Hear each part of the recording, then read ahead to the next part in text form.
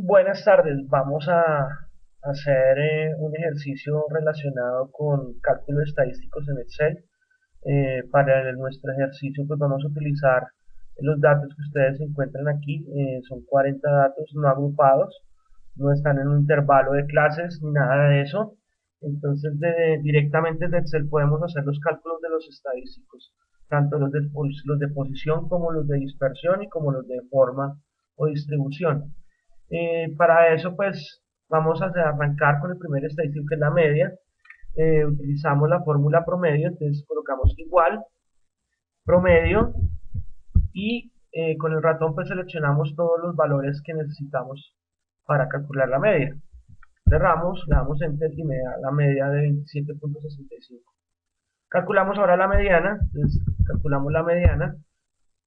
En este caso, pues lo mismo, seleccionamos la mediana, seleccionamos todos los datos y esto nos da un valor de 27.5. La moda pues será igual a la moda, la fórmula moda, y seleccionamos todos los datos. Me da 16, significa, por ejemplo, la moda es el valor, ¿cierto? Es el valor que más se repite en estos datos. Porque lo más probable no es que es el valor 16 el que más se repite, ¿no? ¿De acuerdo? Todas estas son medidas de posición. Número de datos. Yo quiero saber el número de datos, puedo utilizar la fórmula contar y selecciono todos los datos y él me indica que el número de datos es 40. La desviación media pues será igual a la desviación promedio, ¿sí?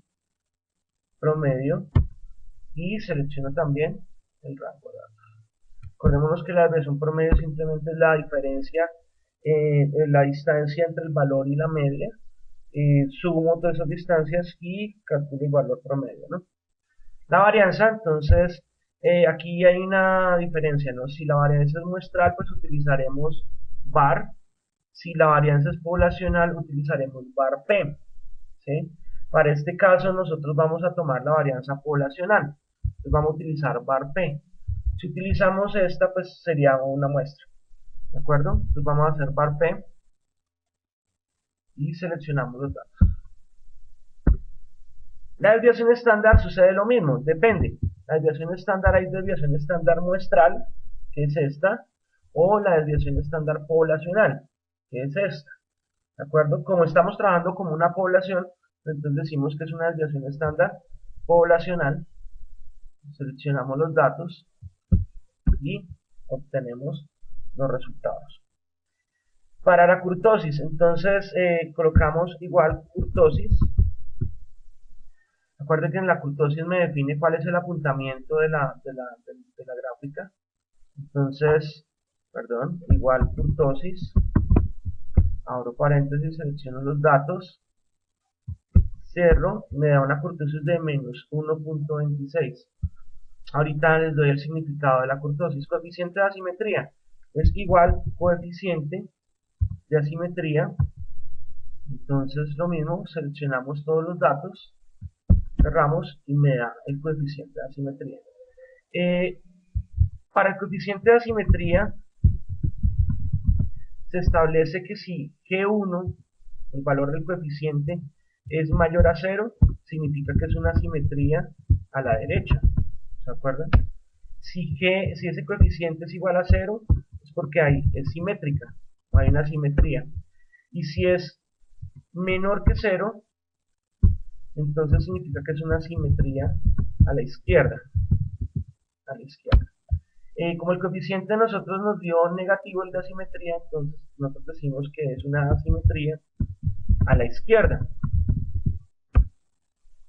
¿De acuerdo? Una asimetría a la izquierda. Con la kurtosis tenemos lo siguiente. Si el coeficiente de kurtosis es mayor que 0, entonces significa que es leptocúrtica. Si el coeficiente es igual a 0, significa que es mesocúrtica. Y si el coeficiente es menor que 0, entonces es platicúrtica. Como el coeficiente aquí nos está dando menor que 0, entonces es platicúrtica. Para entender un poquito lo de platicúrtica y lo de la parte de la simetría negativa, entonces nos podemos remitir a lo siguiente. Si yo tomara como modelo,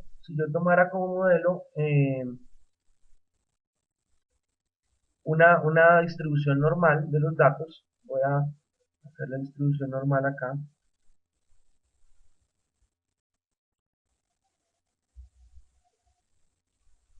¿sí?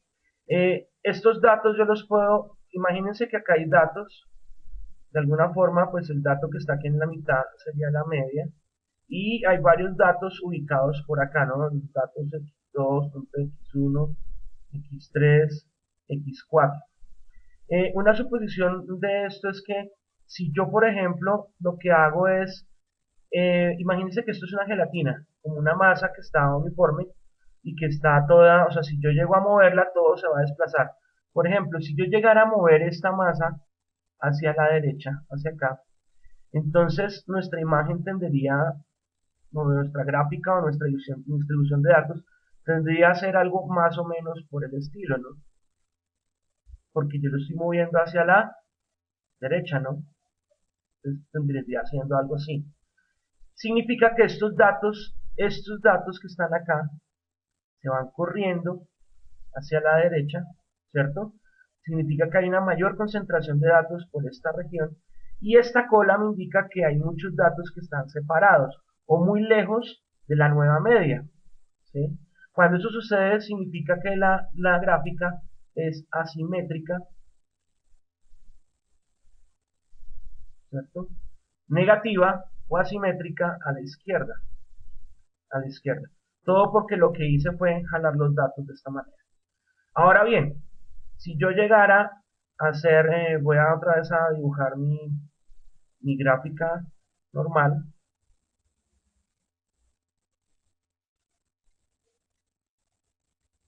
Si yo llegara a jalar ahora hacia la izquierda, ¿sí? Yo tengo acá mis datos, pues tengo la media, tengo los datos aquí, por ejemplo.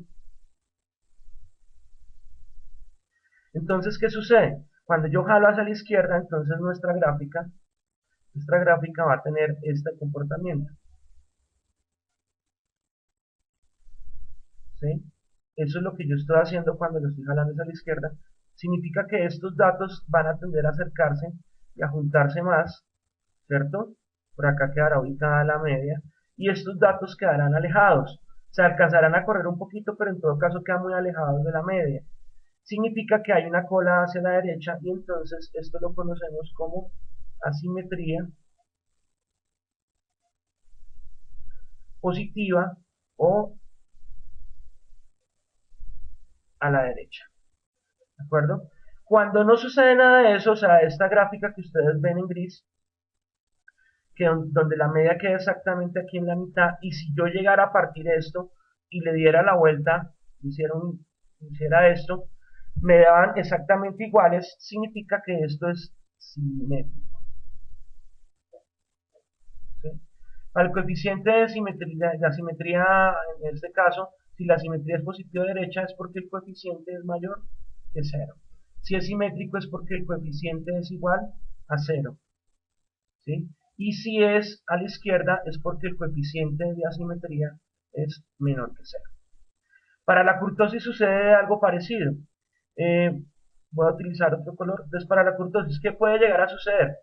Que nuestra gráfica pueda tener este comportamiento, pero termine más en punta. Entonces, cuando termina más en punta, o sea, es por encima de esta gráfica normal, esta que tengo dibujada, está por arriba, significa que la curtosis es leptocúrtica. ¿Qué significa eso? Que la mayoría de los datos están concentrados aquí, muy pegados a la media, muy pegados a la media, ¿de acuerdo? Si yo de pronto encuentro un comportamiento de esta manera, la gráfica está así, pero es muy pequeña, significa que los datos están alejados en una proporción con respecto a la media, ¿sí? Pero están muy alejados. Es como si yo hubiera cogido esta gráfica normal, que está aquí, y la estuviera aplastando. Eso significa que mis datos se van a alejar con respecto a la media, ¿cierto? Se van a alejar con respecto a la media no se va a mover, pero los demás datos sí se van a alejar con respecto a la media, y esto me genera como una gráfica bien aplanadita. Cuando sucede eso es porque la gráfica o la kurtosis es laticúrtica o aplanada. Cuando no sucede nada de eso es porque la gráfica es normal. Entonces la kurtosis es cero. ¿De acuerdo? Cuando es platicúrtica, entonces el coeficiente de kurtosis es menor que cero.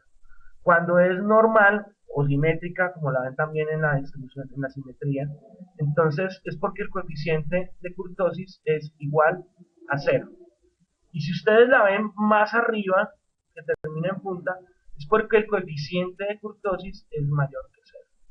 ¿Sí? Cualquier combinación puede existir, o sea, yo puedo tener curvas, en nuestro caso, en nuestro ejercicio, si yo tengo acá el modelo de curva normal, ¿sí?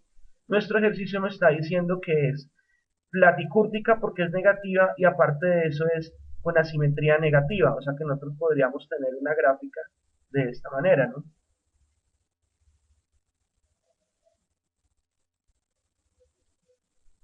¿Sí? Esta me está indicando que es, inmediatamente es, tiene asimetría a la izquierda, ¿cierto? Y es platicúrtica. Platicúrtica. O sea que en nuestro caso,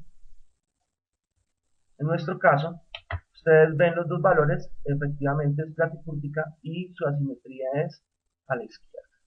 ¿De acuerdo? Hay otros estadísticos que yo puedo calcular, por ejemplo los cuartiles. Entonces, yo puedo calcular el cuartil 1 y el cuartil 3. Acuérdense que el cuartil 2 es la misma mediana. Entonces, yo con el cuartil 1, pues simplemente igual cuartil, ¿cierto? Selecciono los datos, los 40 datos. Pero hay un error aquí en la fórmula, voy a volver a hacerlo. Igual cuartil de 40 datos. Ah, falta un pedacito, perdón. Y le digo que cuartil, o sea que el cuartil es 1. ¿Listo? Voy a repetirlo para que no se pierda. Entonces igual cuartil, ¿cuartil qué? De todos los datos que están aquí. ¿Y qué cuartil voy a calcular? Voy a calcular punto y coma para agregar el otro parámetro y le digo que voy a calcular el cuartil. Cierro y me dice que el cuartil es 21. Ahora voy a calcular el cuartil 3, entonces igual cuartil de todos los datos, ¿cierto? Y el cuartil que voy a calcular es el cuartil 3. Otros valores, por ejemplo, para dispersión es el rango. El rango, entonces, vamos a calcular el rango. Pero antes de calcular el rango, pues voy a calcular cuál es el valor más pequeño y cuál es el valor más grande. Esto me va a servir ahorita cuando haga el cálculo de datos agrupados, o sea, vamos a hacer estos mismos cálculos, pero con datos agrupados. Entonces el valor mínimo, en este caso, pues lo calculo como esto, igual min de todos estos datos, entonces me da 15, y el valor máximo, entonces calculo todos estos datos, y me da 40, ¿de acuerdo? El rango, por tanto, será igual al valor máximo, ¿cierto? Menos el valor mínimo. Entonces tengo ese rango. El rango intercuartil, pues será definido como el cuartil más grande, que es el cuartil 3, menos el cuartil 1. Eso tiene un significado muy grande, 14 por ejemplo. El rango intercuartil significa que el 50% de los datos está dentro de ese rango, ¿de acuerdo? Tiene esa diferencia, por ejemplo, si fuera 14 años, entonces el rango intercuartil indicaría que el 50% de los datos estaría dentro de ese rango, no de los 14 años, sino del valor que es 21 a 35. Entonces, un ejemplo, una interpretación podría ser el 50% de los datos está entre los 21 y los 35 años. El 50% de los datos está entre los 21 y los 35 años. ¿De acuerdo? Por ahora no es nada más, esta es la primera parte. La segunda parte lo que vamos a hacer entonces es calcular esto mismo, pero agrupando los datos para manejar intervalos de clase. Muchas gracias. Hasta luego.